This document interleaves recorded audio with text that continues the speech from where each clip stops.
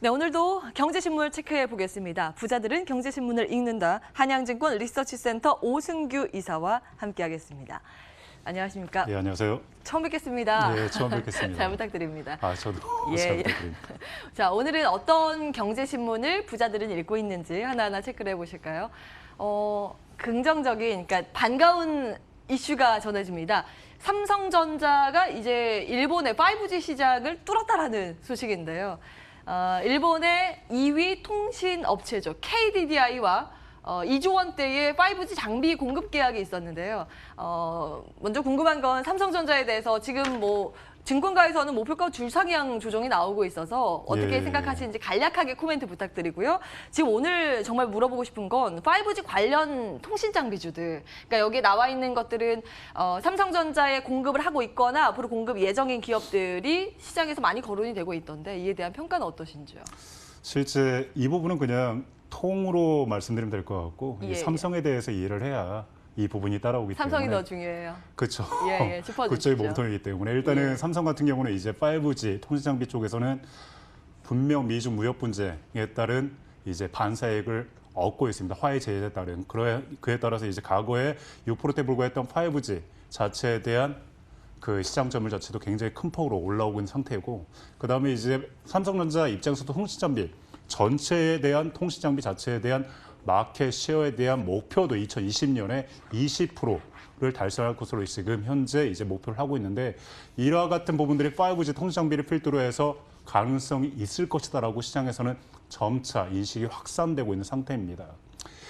특히 이제 일본 같은 경우 이번 이제 어제 나왔던 부분들 이제 이슈를 간단하게 짚어보게 되면 KDDI 5G 통신 장비 계약을 맺었지만 일본 같은 경우는 이미 내년 도쿄 올림픽을 필두로 즉 이전부터 해서 5G를 확산시키려고 하는 그러한 이제 그 노력을 기울여 왔었습니다. 그러다가 이제 화해 자체를 쓰지 못했기 때문에 결과적으로 그에 따른 반사이익으로 삼성전자를 선택할 수밖에 없었다라고 볼 수 있겠지만 현재 기술적인 부분으로 보더라도 삼성전자는 이미 화해와 동일한 수준까지 올라와 있다고 평가가 이루어지고 있는 상태입니다. 그러나 다만 이제 삼성전자의 실적 자체가 10월 4일에 발표하기 때문에 현재 상태는 이제 가감하게 투자나 또는 이제 뭐 매도 물량이 나오는 이런 구조가 아니라 지켜보는 상황이거든요. 관망 심리가 커져 있는 상태인데 반면 이제 거기에 따른 부분보다는 이제 그 위에 벤더들을 이제 봐야 되겠죠. 벤더들 여기 나와 있는 것처럼 KMW, 오이솔루션, 서진, 에이스테크. 여기까지는 지금 공급하고 있는 기업들, 지금 예정된 예. 기업. 예. 그러니까 이런 업체들 같은 경우는 분명 반사익이 따라올 수밖에 없습니다. 그래서 현재와 같은 이제 대내외 불확실성이 큰 상태에서는 순환매에 대한 부분들이 굉장히 빨리 이루어지고 있는 상태거든요. 그런데 그동안 업체들에 대해서는 이미 상당 부분 주가가 올라왔기 때문에 조정 국면이 좀 깊었습니다.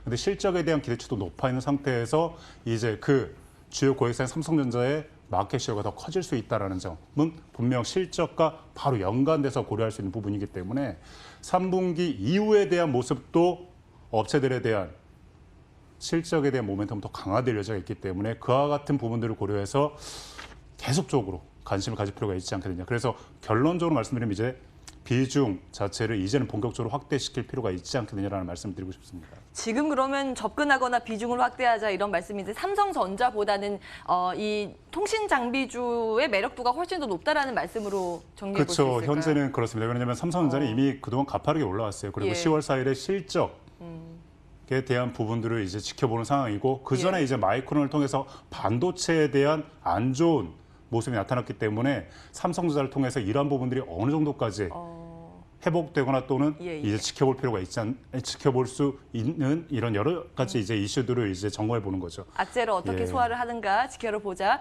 이제 저랑 하셔야 되니까 익숙해지셔야 되는데 저는 종목을 딱 집어주셔야 돼요. 어떤 거 눈여겨보고 계세요? 현재 저는 KMW보다는 오이솔루션, 에이스테크, 특히 에이스테크에 대한 부분을 좀 더 강조하고 싶습니다. 왜냐하면 예. 과거에 5G 통신 장비 자체 이제 화해 제재의 이슈가 본격화됐을 때 삼성전자의 마켓 쉐어가 증가했을 때 가장 빠르게 실적에 대한 모멘텀이 컸던 게 에이스테크였거든요. 에이스테크. 안테나 쪽에 대한 부분. 예, 예. 오이솔루션도 분명 좋습니다. 좋은데 저는 이제 그동안 에스테크에 대한 실적에 대한 모멘텀도 있었지만 또한 주가 자체의 하락에 대한 부분들이 워낙 컸었기 때문에 예. 키 맞추기 측면에서도 에스테크에 대한 반등폭이 좀 더 크지 않겠느냐 이런 판단을 하고 있습니다. 예, 수혜가 가능한 유망 종목으로는 오이솔루션, 에이스테크 꼽아주셨는데 주가 수준까지 확인을 해보면 에이스테크 탑픽으로 정리를 하고 가겠습니다. 다음 기사는 바이오입니다. 오늘 웬일로 제약바이오가 동반해서 강한 모습 보이고 있는데요. 셀트리온 이슈 들여다볼까요? 생각보다 실적 개선 빠르게 나올 가능성이 있다. 이렇게 많은 그러니까 복수의 증권사에서 이렇게 이야기를 하고 있습니다. 오늘 들려온 새로운 이슈는 어제 장 마감된 이후에 들려온 테바와 위탁 개발 생산 계약 공시인데요.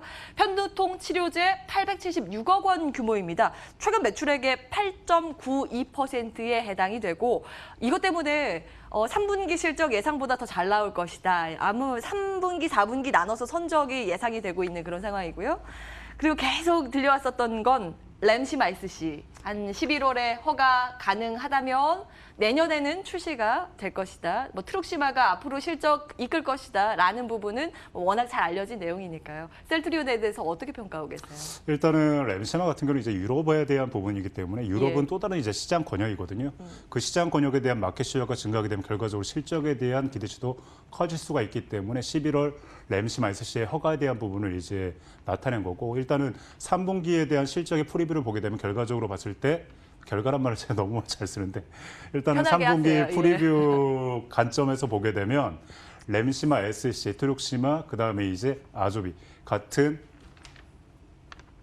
그 제품들에 대한 생산 규모가 더 확대될 여지가 있다라고 시장에서는 보고 있는 상태입니다. 그러면서 이제 그에 따라 실적 자체에 대한 개선세가 더 빨리 이루어지지 않겠느냐라고 이제 시장에서는 보고 있지만 저는 좀 약간 좀 다른 식으로 좀 판단하고 있습니다. 일단 셀트리온에 대해서는 중장기적인 투자 관점에 대해서 저는 그렇게 동조하진 않아요. 왜 그러냐면 그래요. 일단은 중장기, 예.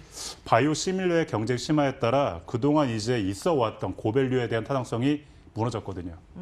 즉 셀트리온에 대한 밸류는 이미 40배가 넘어 있는 상태입니다. 거의 너무 60배. 많이 올랐다고 보세요. 예. 미리 반영이 됐다라고 보시는 거예요. 그러니까 이 부분 자체가 기존에는 바이오 시밀러에 대한 시장의 성장성이 컸기 때문에 성장성에 감안한 이제 투자 심리가 있어 왔지만 지금 같은 경우는 바이오 시밀러에 대한 시장은 점차 치열해지고 있는 상태거든요. 그래서 단가 자체도 계속적으로 하락될 수밖에 떨어지고 없고 있죠. 그만큼 규모가 커져야 되는데 또 그거는 또 제한될 수밖에 없는 구조예요.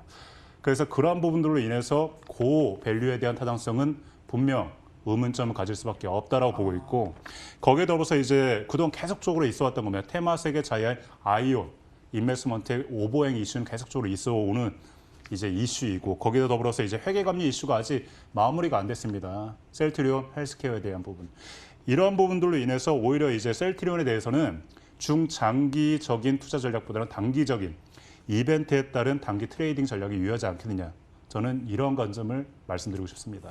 밸류 정체에 대한 고민 단기적으로 짧게 끊어가자 이 말씀 주셨는데 셀트리온을 비롯한 다른 바이오주도 마찬가지의 전략이에요. 오늘 다 같이 모처럼 만에 웃고 있는데 종목들이. 항상 일희일비하죠. 항상 예. 이게 좋을 수도 없고 또는 좋지만도 않고 또 나쁘지도 않고 예. 이렇게 볼 수도 있다고 보긴 하지만 일단은 셀트리온은 바이오 시밀러가 주력입니다. 예. 그래서 그의 포인트에 맞춰서 말씀을 드리는 거고 다른 업체 같은 경우는 이제 바이오, 의약품에 포커스를 맞추는 업체들이 있는 반면 또 케미칼 드럭 쪽에 포커스를 둔 각각 업체들에 대한 특성에 따른 투자 전략이 필요한 거죠. 예. 같이 갈 수는 없습니다. 이제는 바이오업체 전반적으로 대장주들 자체가 너무 안 좋았기 때문에 이제는 종목 차별화가 있을 수밖에 없어요. 그래서 HLB 같은 경우도 혼자 이제 임상 3상에 대한 결과치를 아직은 11월 달에 결과를 봐야 되겠지만 HLB 자체가 얘기했던 그 결과를 시장에서는 동조하면서 상한가를 갔던 거죠. 일단은 그 부분은 좀 검증이 필요합니다. 그래요. 하여튼 그 의미를 떠나가지고 각계 업체들마다의 주가 흐름은 차별화될 것이다 라고 보고 있는 상황입니다. 예. 오늘은 바이오 시밀러에 대해서 집중적으로 분석을 해주셨고 다른 분야에 대해서는 다음에 출연을 하실 때 또 여쭙도록 하겠습니다. 다음 기사 넘어가 볼까요? 네, 이번에는 ESS 화재 살펴보겠습니다. 계속 멈추지 않고 있습니다. 벌써 한 달 새에 3차례의 화재가 발생을 했는데 이쪽 그러니까 배터리 전문 쪽에 계신 종사자분께 여쭤봤더니 ESS는 원래 이런 배터리는 원래 화재가 납니다. 이게 정상적인 겁니다라고 이야기는 하고 있습니다만 아마 그러니까 화재에 대해서 이슈가 끊이지 않을 것이다라고 이야기를 하고 계시는 거죠. 물론 원인 규명을 해야 되고 재발 방지에 대해서 총력을 기울여야 하는 겁니다만 이제 투자자 관점에서 염두에 두셔야 하는 부분이라서 말씀을 드리고요. 참 배터리주가 소가리가 끊이지 않고 있습니다. 물론 오늘은 반등합니다만 LG화학 어제 기준으로 봤을 때 30만 원도 깨졌고 삼성 SDI도 뭐 긍정적인 전망이 잘 안 나오고 있어요. 외국인 기관이 계속해서 팔고 있다라는 점도 부담스러운데요. 네, 어떻게 그렇죠. 보세요? 그러니까 이런 노이즈가 나올 때 담을까요? 아니면은 관심권에서 끊어야 될까요? 일단 기납법으로 얘기를 하자면 지금은 이르다라고 말씀을 드리고 싶어요. 아, 더 봐야 돼요. 예, 좀 더 시간이 필요하다. 일단 LG화학과 삼성 SDI 이와 같은 이제 대장주들의 실적 발표 이후에 이제 투자 전략을 짜는 것이 낫다라는 말씀 드리고 싶은데 일단은 LG화학과 삼성 SDI 같은 경우는 이제 ESS 양 출하 회복이 지연되고 있는 상황입니다. 이와 같은 부분들이 그 밑에 있는 업체, 벤더들까지 영향을 미치고 있기 때문에 3분기에 대한 실적에 대한 기대치는 계속 낮아지고 있는 상태거든요. 근데 이제 EV, 전기차 같은 경우는 기본적으로 일반 완성차 업체도 마찬가지죠. 4분기는 좋아요. 즉 3분기에 비해 4분기에는 계열적으로 좋을 수밖에 없는 구조이기 때문에 4분기에 대한 실적 기대치는 높을 수 있다. 그나마 다행이라고 볼 수가 있는 거죠. 하지만 이번 ESS 화재로 인해서 주가에 대한 불안 심리는 더 커져 가고 있는 상태고 거기에 더불어서 이제 정치적 이슈도 한몫을 했습니다. 그래서 이러한 부분들 자체가 이제 정상화되기까지는 시간이 분명 이제 필요하다라고 판단하고 있습니다. 그래서 일단 9월 달에 전기차 자체의 판매량은 회복되고 있는 모습을 나타내고 있지만 그리고 4분기에 대한 실적 기대감은 재차 커질 수가 있다라고 볼 수 있지만 아직은 투자하기에는 이른 시점이다라는 말씀 드리고 싶습니다. 노이즈가 나오고 있는 현 시점에서는 보수적인 관점으로 대응 전략 가져갈 필요가 있어 보인다 정리를 하고요. 마지막 기사 보겠습니다. 좀 분위기를 바꿔서 혹시 게임 하십니까? 저는 게임을 그렇게 뭐 자주 하지는 않습니다. 어릴 네. 때만 했었죠. 어릴 때 하셨어요. 어릴 때 어떤 게임 예, 하셨어요? 화투만 했죠. 네, 그림 예. 뭐라고 하죠? 동양화. 예. 예, 예. 알겠습니다. 여러분 참고해 보시고요. 지금의 게임 유저는 아니라는 점. 그런데 증권사에서는 이제 앞으로 연말이 갈수록 게임에 대해서 더 많이 이야기가 나올 것이 성수기예요. 왜냐하면 방학이 있거든요. 학생들이 이제 겨울 방학 시즌 돼서 접속자가 지금 수가 확 늘어버리니까 그에 대한 뭐 기대감 계속 언급이 될 텐데 자 그러면 실적에 대한 기대감 안아갈 수 있는지 체크를 해보겠습니다. 먼저 사실은 이 게임주는 신작에 대한 모멘텀이 있어야 주가가 가거든요. 근데 그렇죠. 반가운 예. 이슈가 4월에 줄줄이 신작 출시 앞두고 있는 상황. 뭐 카카오, 넥슨, NC소프트, 그러니까 각각 10월달, 11월달 연내 매출, 그러니까 연내 출시 이야기를 하고 있는데요. 11월 중순 정도 보고 있는 거죠. 11월 예. 중순이요. 예, 아직 아직은, 정확한 날짜는 예. 발표는 안 되고 있습니다만 아무튼 나올 것이다. 예. 예, 어떻게 평가하고 계세요?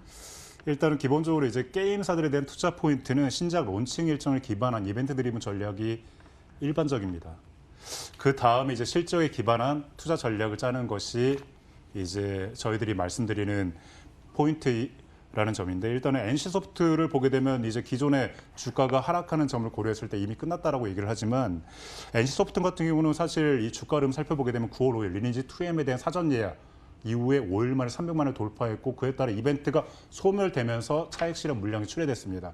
그에 따라 그 부분들이 나타나면서 주가가 현재 조정 국면에 들어가 있는 상태인데 NC소프트 같은 경우는 아까 말씀드린 것처럼 리니지 2M 같은 경우는 현재 상태에서 이제 리니지 M의 이제 출시 일정을 고려할 때 11월 중순경으로 예상할 수가 있는 부분이 있고 그에 따라 이벤트에 따른 부분들이 또다시 이제 나올 수 있는 부분이거든요. 근데 NC소프트 같은 경우는 사실 대장주기 때문에 이런 조그만 이제 업체들과 좀 다르죠. 뭐냐면 이번 리니지 2M뿐만 아니라 블레이드 앤 소울 2, 그다음에 이제 리니지 2M 같은 경우는 지금 국내가 1차적으로 출시 일정이 잡힐 예정이긴 하지만 그 외 해외 쪽으로 또 이제 출시 일정이 잡히는 이런 이벤트들이 무수히 많이 있습니다. 그리고 그에 따른 결과물들에 따른 이제 실적에 대한 모멘텀도 더욱 강화될 여지가 있기 때문에 그러한 부분들로 인해서 NC소프트는 저는 오히려 지금 상태에서는 이제 좀 더 적극적으로 매수해야 될 시점이라고 보고 있고 다른 모바일 게임 업체들 같은 경우도 마찬가지로 이벤트에 국한한 일단 1차적으로는 이벤트에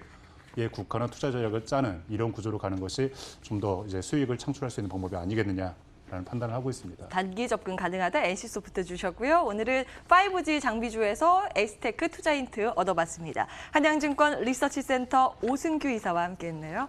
말씀 고맙습니다. 예, 고맙습니다.